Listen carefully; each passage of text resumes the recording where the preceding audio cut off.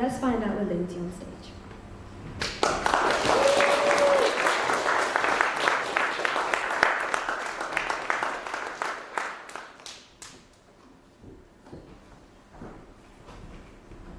Hi everyone. So, we've had robots, we've had Latin, now we have superpowers.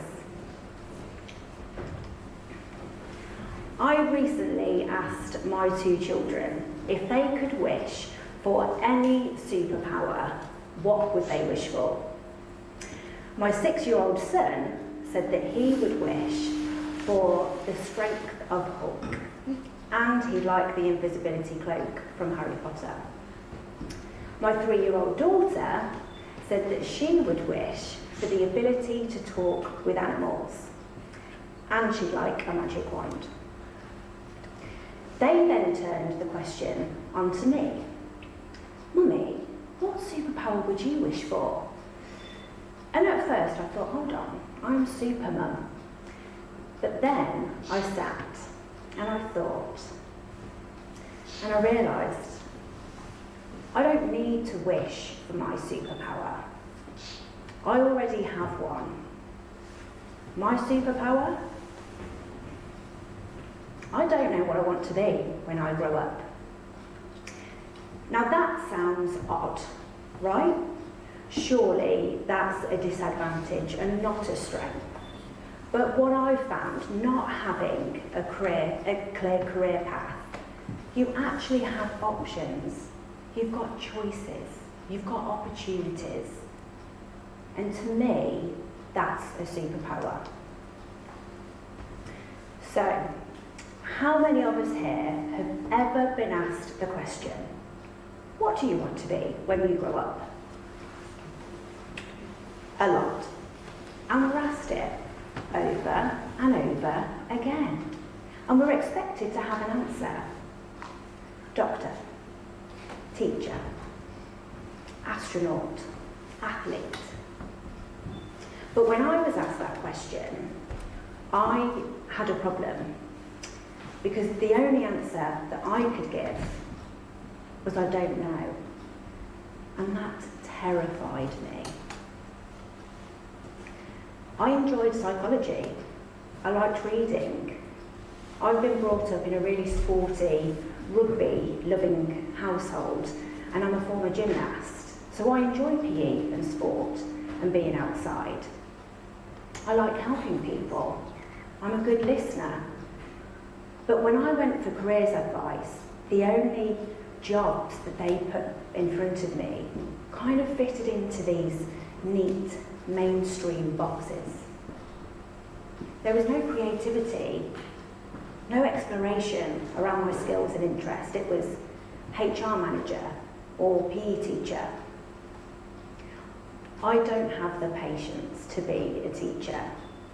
And there was just something missing with HR manager. But I didn't know what other options there were. I didn't know what else there could be. So, I decided to follow the traditional path.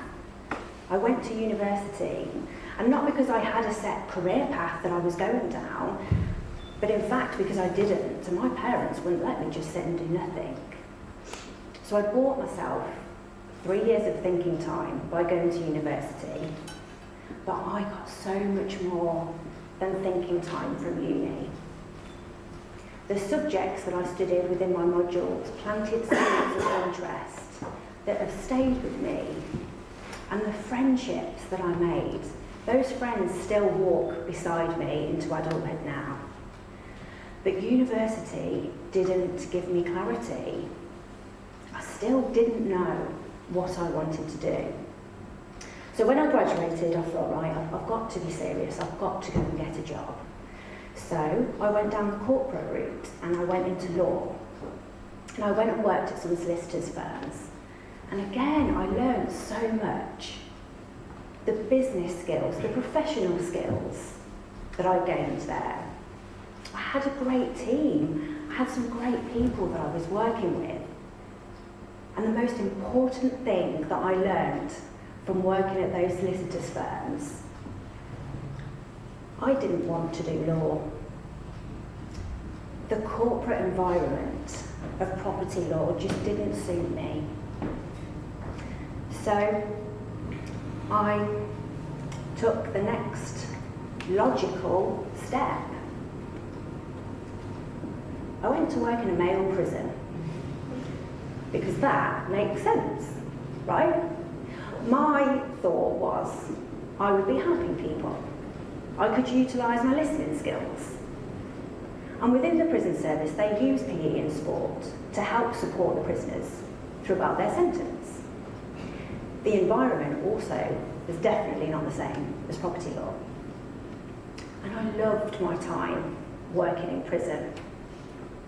And it was during that time that I was pulled back to sport. I didn't know how, and I didn't know in what way, but I was just still really interested in sport. So I decided to study some more. I gained my sport and exercise psychology masters whilst working. And I even wrote my dissertation research paper on the positive impact of prescribed physical education on the mental well-being of serving prisoners. But it wasn't enough for me. I didn't just want knowledge, qualifications, and thankfully more letters after my name with my masters. I actually wanted to work in sport. I wanted to work with those doing sport. And then I saw a job role for a player development manager, working with elite athletes. But not just any athletes. It was with the Rugby Players Association. It was working with rugby players, the sport that I've been brought up with. So my dad was happy. And I thought, I've got no idea what a player development manager is. But I wonder, is this the job that I've been searching for? So I applied, and in the summer of 2012, I went to London, not for the Olympics, but for my interview. And London, summer of 2012, it was incredible. The buzz, the excitement, it was electric. Walking down the streets and on the tube and on the train, it was incredible, and I just thought to myself, this is what I want. This is the environment I want. This is the excitement that I want that sport brings me. So I got off the train at Twickenham and I walked to the offices where the interview was taking place. Welcomed into the interview room. And the first thought that I had was, oh, crikey, there's a dress code for rugby, because the three gentlemen that were sat doing my interview panel were all wearing cream chinos and a pink shirt. But apparently, that was a coincidence. But my second thought was, what on earth am I doing? I've worked in a prison, and I'm trying to work with elite athletes. But the interview started. Palms were sweating, heart was racing, really uncomfortable talking about myself, the questions. Tell me a bit about yourself. What would you bring to the role? But I was getting through it, and it was coming to the end of the interview, and I was posed with a question. How would you handle standing in front of a room full of disengaged, disinterested male rugby players, and you have to talk to them about preparing for their future? And a smile just started to cross my face. I thought, yes, I know this. I can answer this question. My response? I have to stand in front of a room full of disengaged, disinterested male prisoners and talk to them about their future. I think I'll handle it just fine. If I had a microphone, that would have been my mic drop moment. But if I hadn't have worked in that prison, I wouldn't be doing the job that I do today. When I was in prison, I used to have the jail keys on my belt, and I would walk down onto the prison wings, and I would get the prisoners out of their cell, and I would talk to them about their future. But I wasn't a uniformed member of staff, I wasn't an officer, I was what we call civilian staff. And my role was to help the prisoners during their sentence to plan and prepare for their release.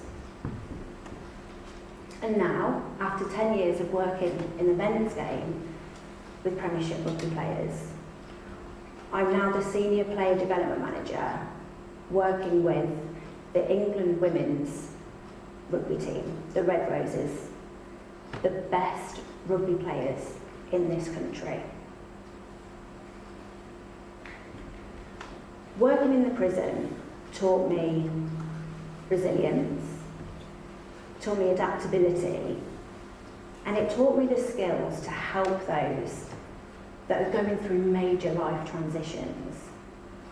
I'd already got the interest in sport. I'd got the qualifications in sport, but it was the prison where I gained the skills to help those navigate those transitions. So essentially, I swapped prisoners for players. But that wasn't planned. There is no careers algorithm that would have put, after hearing my skills and interest, go and work in a male prison, you will then go and work with elite athletes. But sometimes the most random choices and opportunities actually are the most valuable. And there's a phrase that I use a lot, and it's intentionally wandering. Now, hopefully this is going to help the parents and teachers out there. What I'm not saying is sit back. Don't plan your future. You don't need to worry about it. It will all magically work out. It's okay, I've got my daughter's magic wand. It will be fine. But what I am saying is that every decision, every choice, every opportunity, all builds up and stacks on top of each other and takes you down your path. They're all chapters in your career story, and without one of them, your story wouldn't be the same. I'm showing my age here. I'm 40, so I'm not that old. But careers and industries, they evolve.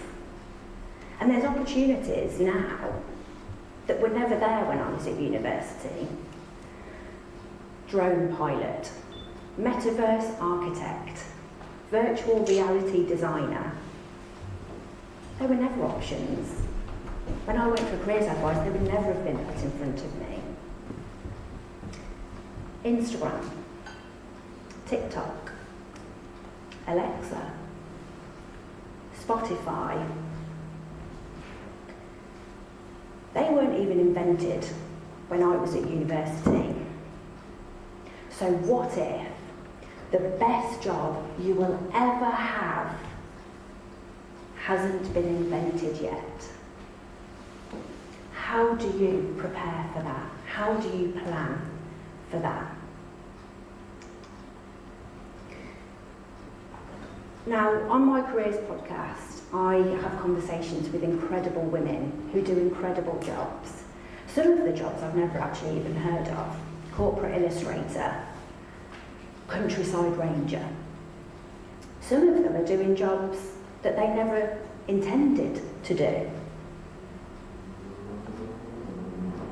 There's a chemist who's now a patent attorney. One wanted to be a vet. She's now a pedigree duck breeder and flower farmer. One spent 20 years in TV commercial producing. She's now the founder of a non-profit global reforestation charity. And another didn't even get the grades that she wanted to do her clinical psychology masters, so she went travelling, and she enjoyed it. So she became cabin crew to continue travelling, and she enjoyed it. Then after studying, and 4 years as a private pilot in Africa, she's now a pilot for British Airways. They didn't plan those careers.